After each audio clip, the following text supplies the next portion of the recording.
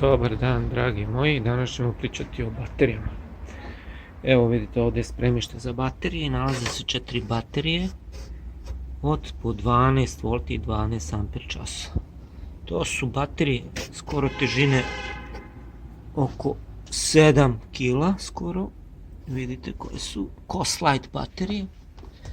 Može se vidi ovdje kolike su, nisu nešto velike, ali su 7 kg teške, znači 4 puta 7. 28 kg i daju domet u gradu oko 40 km, a na otvorenom oko 50. Pogotovo ako trošite svetla, onda je to zasigurno 40 km u gradu ili kreni stani. To su acid gel baterije, kako ih zovu, jebik. Njihov kao punjenje je nekih 600 puta do 800, znači sumnjam da je 800 puta. Znači 4 komada po 7 kg, 12 V i 20 Ah.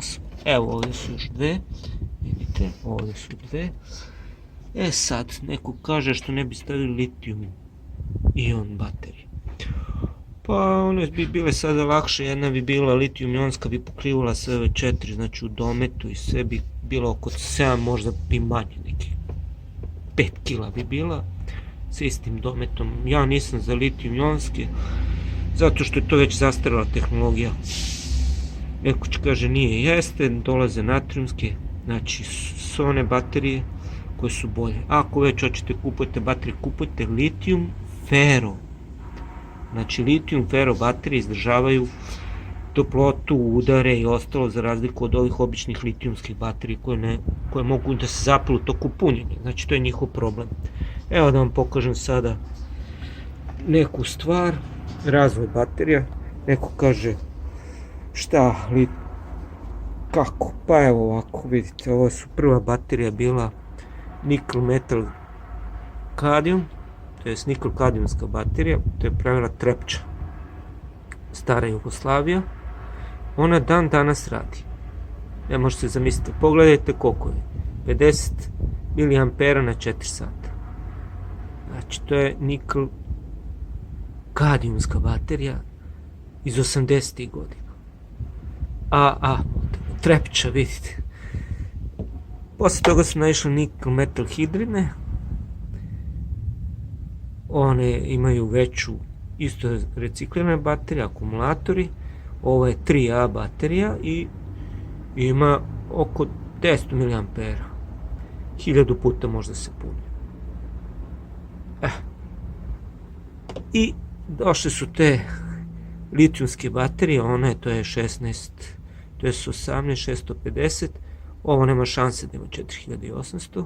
Međutim, te baterije, bez obzira što su lakše, imaju jaču snagu, znači sa nekih 100 komada ovdje prešla bi ova bicikla mnogo više i bilo bi lakše.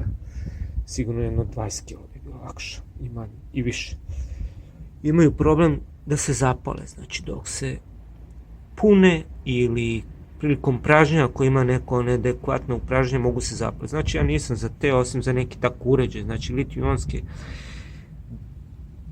nisam za njih.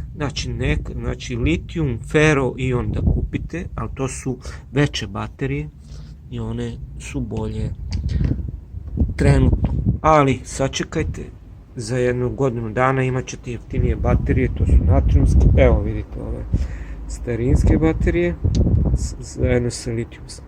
Dok su ove unutra gel baterije. To su kisele gel baterije. Znači unutra je gel, slično je kao za automobile. Zaboravio sam koja je kiselina unutra, ali kiselina i gel, da ne može da se prospe. I kao bolje su od onih akumulatorskih baterija za automobil. Eto to, toliko da vam kažem. Znači ovdje ima dosta mesta, znači ovdje kad bi se stavile litijum fero baterije, sama pola, znači nekih 14 kg, ona bi sigurno prešla minimum 150 do 200 km. Znači to vam je današnji dan za naše. Ako imate nešto, dragi gledaoci, da pitate, pitajte, pa ćemo vam odgovoriti. Hvala još jednom i prijatno.